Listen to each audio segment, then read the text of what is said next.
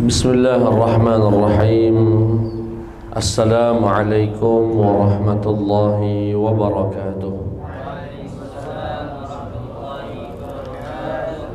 Alhamdulillahi rabbil alamin.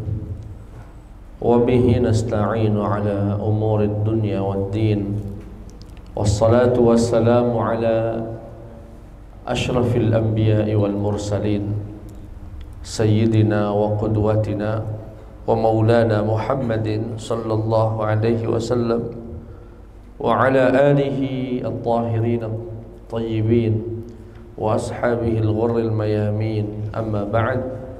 Jemaah hilir mengaji, terkhusus jemaah Masjid At-Tahirin yang dimuliakan Allah Subhanahu wa taala. Alhamdulillah, malam hari ini kembali kita bisa berkumpul, bermajelis ilmu, bersolawat bersama-sama, kemudian kita ngaji bareng-bareng.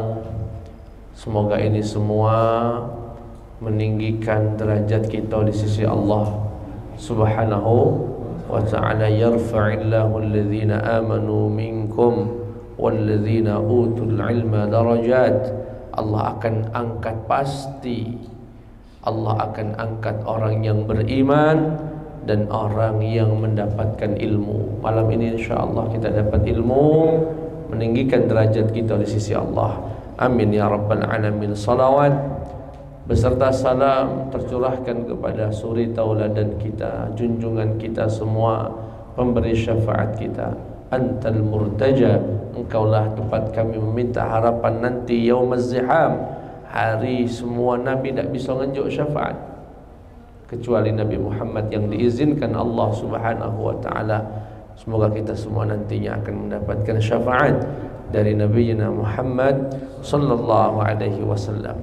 Jemaah sekalian yang dimuliakan Allah Subhanahu wa ta'ala, kita lanjutkan tema yang minggu lalu kita bahas di Musalla Al-Hidayah berkaitan dengan adabnya amar ma'ruf nahi mungkar. Yo, semoga jamaah tidak asing dengan istilah amar ma'ruf nahi mungkar. Amar ma'ruf, amar perintah, ma'ruf kebaikan. Ini ngajak uang berbuat baik namanya amar ma'ruf. Nahi larangan, mungkar kemungkaran, artinya mencegah dari kemungkaran. Kalau ada dulu kawan tetangga, yuk sholat, itu amar ma'ruf namanya. Atau kita kaget kalau ada rezeki kita bersedekah, kalau kita ada rezeki kita berkurban, itu amar ma'ruf, ngajak uang berbuat baik. Sebaliknya kalau kita jingga uang buang sampah sembarangan, jangan buang sampah sembarangan. Jangan cak itu kaget kalau banjir kita dewek yang repot. Itu namanya nahi mungkar. Ke masjid misalnya, jingga uang beludah di dalam masjid, di halaman masjid. Tidak boleh, ini rumah Allah, jangan. Itu namanya nahi mungkar. Jangan melawan sama orang tua, jangan jahat sama tetangga misalnya. Larangan-larangan untuk berbuat keburukan namanya nahi mungkar. Tetapi amar ma'ruf nahi mungkar, meski dia perbuatan yang sangat baik, ada adabnya. Kalau tidak diperhatikan adab-adabnya, khawatir mencegah kepada kemungkaran, justru melahirkan kemungkaran yang lebih besar. Niatnya baik, mencegah kemungkaran, tapi dengan cara yang salah, tidak memperhatikan adab-adabnya, justru menyebabkan lahirnya kemungkaran yang lebih besar. Nah, ini yang mesti kita perhatikan. Dan sebagian sudah kita jelaskan pada minggu lalu, bahwasanya seorang muslim itu, kita ini dituntut tidak sekedar menjadi orang soleh, tetapi juga menjadi orang musleh. Soleh itu ya maknanya adalah baik untuk dirinya dewek, rajin ibadah, rajin sholat, masya Allah, puasa, baca Quran, hatam, sholawat beribu-ribu kali. Tapi ada orang berbuat maksiat, dia diam baik. Ada wong melakukan pelanggaran, dia cuek baik, urusan dia, itu namanya wong soleh baik. Tapi kalau musleh, itu berusaha untuk memperbaiki yang buruk, yang kurang ditambah. Maka dari itu kalau datang azab, hukuman Allah kepada suatu daerah, kepada suatu kampung, kepada suatu negeri, itu bukan karena di dalamnya ndak katik wong soleh, ada wong solehnya, tapi tidak menjadi perisai atas hukuman Allah. Kenapa? Karena dia memilih diam atas kemungkaran yang ada. Jadi kalau ada hukuman kepada suatu negeri, bencana, hukuman dari Allah dalam pada suatu daerah, itu sekali lagi bukan karena tidak ada orang solehnya. Ada orang soleh, tapi lebih memilih diam, sibuk dengan ibadahnya dewek, tidak memperhatikan lingkungannya, bagaimana ya masyarakat dan umatnya. Ini harus dibangun jiwa dalam diri kita sebagai penerus Nabi Muhammad sallallahu alaihi wasallam, melanjutkan dakwah beliau, amar ma'ruf nahi mungkar. Rasulullah bersabda, man ra'a minkum mungkaran, barang siapa di antara kalian yang melihat kemungkaran, falyughayyirhu biyadihi, maka ubahlah kemungkaran itu dengan tangannya. Fa illam yastati', kalau tidak mampu fabilisanih, maka dengan lisannya, dengan nasihatnya, dengan ucapannya. Fa illam yastati', jika tak mampu juga mengubah kemungkaran itu dengan lisannya, fa biqalbihi, maka dengan hatinya. Wa dzalika adhaful iman, dan itu selemah-lemahnya iman. Mohon maaf Pak, Bapak ngelihat kemungkaran, ada di bulan Ramadan uang makan di pinggir jalan, hati Bapak ndak risih, Bapak biasa baik. Kalau iman itu sudah mati. Karena kata Nabi, setidaknya hati itu gelisah, hati itu ngingkari itu. Aku ndak seneng cak itu, cuma aku ndak sanggup Ustaz nak nyampaikannya, aku ndak sanggup Ustaz nak berhentikannya. Setidak-tidaknya di dalam hati ada pengingkaran, adanya pengingkaran. Dan kata Nabi, kalau masih ada pengingkaran di dalam hati, ada iman, walaupun itu selemah-lemahnya iman. Sehabis pengajian di sini misalnya, tahu-tahu bekas minum ini terbuang, berserakan, tak rapi, kita biasa baik, cuek baik, itu tidak benar. Setidaknya ada pengingkaran di dalam hati. Oh, ini tidak benar, ini harus disampaikan, ini harus diperbaiki, dan lain sebagainya. Itu selemah-lemahnya iman. Baik jamaah sekalian yang dimuliakan Allah Subhanahu wa taala, yang paling dikhawatirkan adalah sabda Nabi yang berikutnya, wallazi nafsi biyadihi, demi Allah yang jiwa ini ada dalam genggamannya, la ta'murunna bil ma'rufi wa la tanhawunna 'anil munkar, ya, sungguh kalian mengajak pada perbuatan kebaikan dan mencegah kepada kemungkaran. Ya, jika tidak, Allah akan kirimkan, la yushikunallahu an yab'atsa 'alaikum 'adzaban minhu. Jika tidak kau lakukan amar ma'ruf nahi munkar, Allah akan kirimkan hukuman azab. Dan kalau sudah datang azab Allah tersebut, thumma tad'unahu, kemudian kita minta tolong sama Allah, berdoa sama Allah, fala yastajibu lakum, Allah enggak ngabulin lagi. Ada kemungkaran di lingkungan kita, kita diam, hukuman Allah datang. Ketika datang, entah itu berupa bencana, entah itu berupa kebakaran, entah itu berupa apa, kemudian kita doa, saat itu doa enggak akan dikabulkan Allah. Tidak akan dikabulkan Allah Subhanahu wa ta'ala. Jamaah sekalian yang dimuliakan Allah Subhanahu wa ta'ala, wa'alam anna al-amra bil ma'ruf wan nahyi 'anil munkar fardu kifayatin, idza qama bihi al-ba'du sakata al-haraju 'anil baqin wa ikhtassa thawabu bil qa'imina bih, wa in lam yaqum bihi ahadun 'ammal haraju kaffatal 'alamin 'alimina bihi al-qadirina 'ala izalatihi. Hukum amar ma'ruf nahi munkar ini apa Ustaz? Fardu kifayah. Setidaknya di kampung ini Pak, ada seorang ustadz, ada seorang muslim, walaupun bukan ustadz, yang mengajak wong berbuat baik dan mencegah wong dari perbuatan mungkar. Sering kami sampaikan atau beberapa kesempatan kami sampaikan, saya meminta jamaah ini, murid-murid kami, kalau ada kemungkaran di lingkungan kita, kalau ustaz tidak mendeteksinya, tidak tahu, tolong kabari ustaz. Oh ada ustaz, sekarang di lingkungan kita ini misalnya sedang marak rentenir keliling-keliling di rumah-rumah, nawari pinjaman sekian puluh juta dengan fotokopi KTP kage bunganya cuma misalnya, dan sudah merebak. Sampaikan. Kenapa? Agar kami jadikan itu judul khutbah Jumat kami. Sampaikan itu di mimbar ceramah dan kajian kami. Apa? Fardu kifayah. Harus ada yang mencegah itu. Harus ada yang menyuarakannya. Karena kalau tidak, azab itu datang, doa kita tidak lagi mustajab di sisi Allah Subhanahu wa ta'ala. Dan sekaligus menggugurkan kewajiban fardu kifayah. Nah, ini pentingnya. Ya, sampaikan.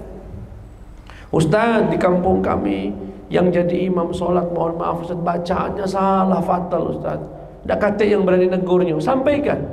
Titipkan kepada seorang ustaz. Kita akan ceramah, kita akan sampaikan.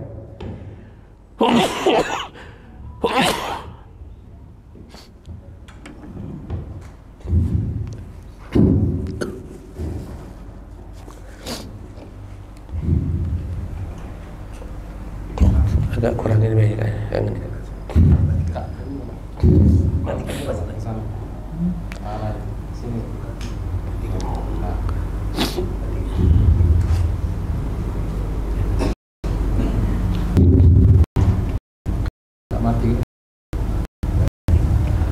Hukumnya apa amar ma'ruf?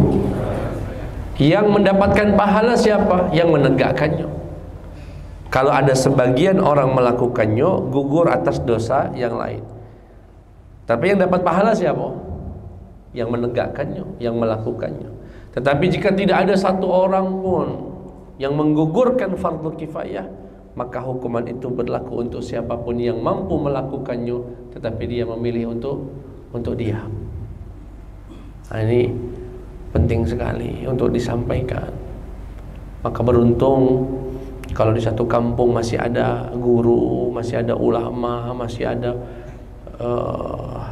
wong muslim yang peduli dengan kemungkaran-kemungkaran itu dan dia suarakan. Ya. Baik. Lalu bagaimana Ustadz jika saya melihat kemungkaran? Apa urutannya? Apa urutan dalam mencegah kemungkaran itu? Kata beliau, wal wajibu alaik idza ra'aita man yatruku ma'rufan aw yaf'alu munkaran an tu'arrifahu bikauni dzalika ma'rufan aw munkaran.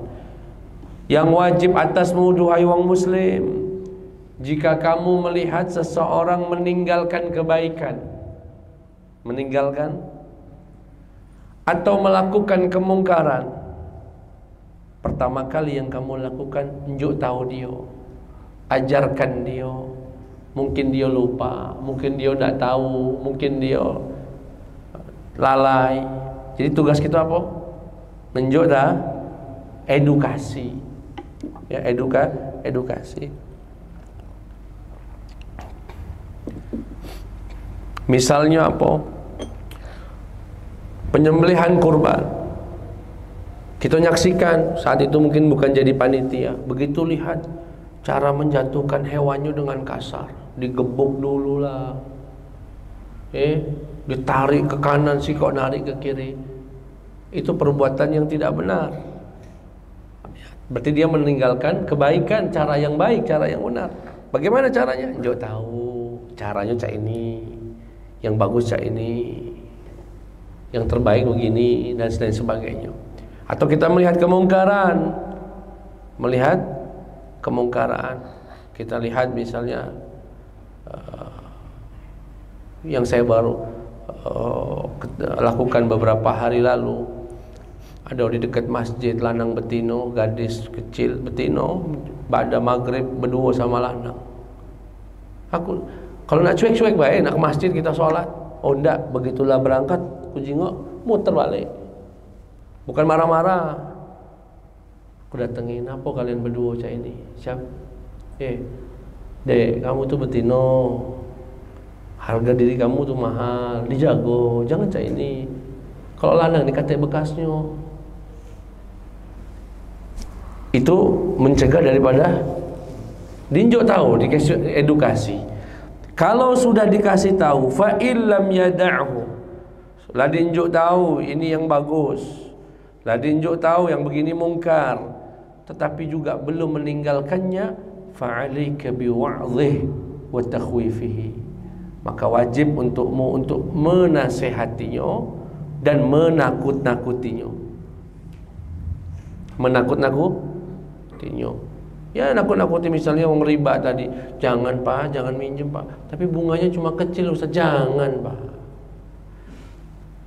Masih juga terdengar, masih dia melakukannya. Pak, ingat pak, riba itu dosa paling ringannya an yankihar rajulu ummah, seperti seorang laki-laki bezina sama emak kandungnya.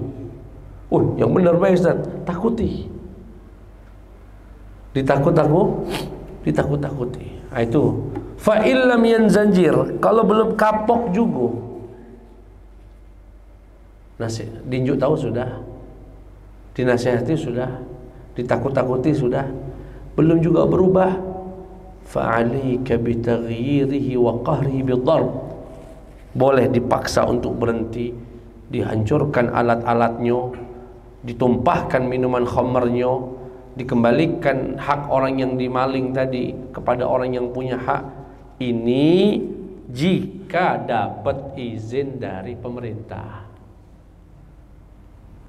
atau dia sudah man badzala nafsahu lillah, sudah memang betul-betul tulus perjuangan hidupnya memang untuk nahi mungkar. Seperti, karena kalau tidak dengan tidak dengan izin pemerintah, justru akan melahirkan kemungkaran yang lebih besar. Ya, pemerintah ini Pak, pemerintah dalam hal ini polisi misalnya, itu dalam Islam punya sesuatu yang disebut haibah. Apa itu haibah? Kewibawaan. Sehingga kalau dia mencegah kemungkaran, kita tidak protesnya. Berbeda kalau yang melakukannya masyarakat biasa, maka kita akan protes. Maksud Ustaz Ma'mano seperti beberapa kali muncul di laman media sosial kami, konten kreator wong biasa mencegah orang yang melawan arah, motornya melawan arah, dijegat sama dia. Tapi dia ini bukan polisi, warga biasa. Apa yang terjadi? Diajak berantem, malah dikumpulinnya kawan-kawannya, kita keroyok. Akhirnya timbul kemungkaran yang lebih besar. Seharusnya bukan begitu caranya. Kalau melihat ada suatu kebiasaan di lingkungan sini, orang melawan arah, bukan dia, ini sudah kaitannya otoritas. Pertama kita nasihati, Pak jangan Pak, tidak galak, sudah. Kakek kita takut-takuti Pak, kakek ketilang, nggak ada polisi. Tidak juga lapor polisi, Pak di situ sini. Biar polisi yang nyetop, jangan dia. Ini yang tadi yang yughayyiru biyadih, yang merubah dengan tangannya, itu maksud dengan kekuasaan. Itu hanya orang yang punya otoritas atau yang diizinkan. Orang atau yang diizinkan. Baik, jamaah sekalian yang dimuliakan Allah. Maka kalau Syekh Al-Buti dalam kitab Min Sunanillah itu menyatakan, ulama ini Pak, maksimalnya nahi mungkar dia dengan kata-kata, dengan kalimat nasihat. Dia tidak bisa ulama ngumpulin jamaahnya bubar ke, misalnya di sini lagi ada sabung ayam, atau lagi apalah kira-kira minum tuak bareng-bareng 100 orang situ.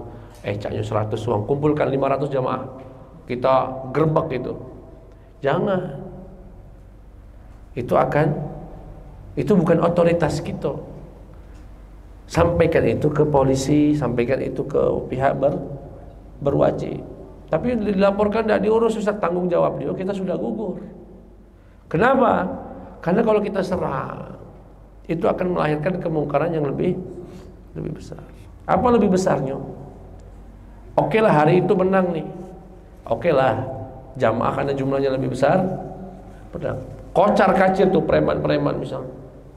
Besok mereka kumpul di markasnya. Siapapun jinggo anak majelis tangkap juga lo. Kita gebuki di jalanan. Nak ngomong kita. Tidak mungkin kita 500 wong tuh kemana-mana 500 wong. Akhirnya mulai mencekam, mulai terancam, tidak tenang. Laju tidak ada yang bagi peci lagi. Itu akibat dari nahi mungkar yang keliru. Tapi kalau dilaporkan ke polisi, biar polisi yang ngurusnya. Ya, biar polisi yang mengurusnya. Sampai sini jelas, Pak? Insya Allah. Yang berikutnya,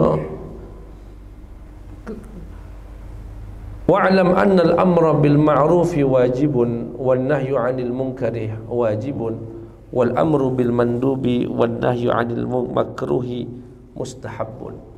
Jadi amar ma'ruf nahi munkar ini juga ada derajatnya, Pak. Ada. Kalau kebaikan yang kita ingin ajak hukumnya wajib, maka amar ma'rufnya wajib.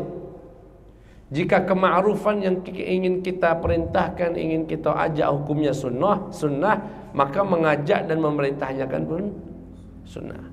Nahi, melarang sesuatu yang mungkar. Jika kemungkarannya haram, maka pencegahannya pun wajib. Jika kemungkarannya makruh, maka pengingkarannya, pelarangannya hukumnya sunnah. Kira-kira jelas, Pak?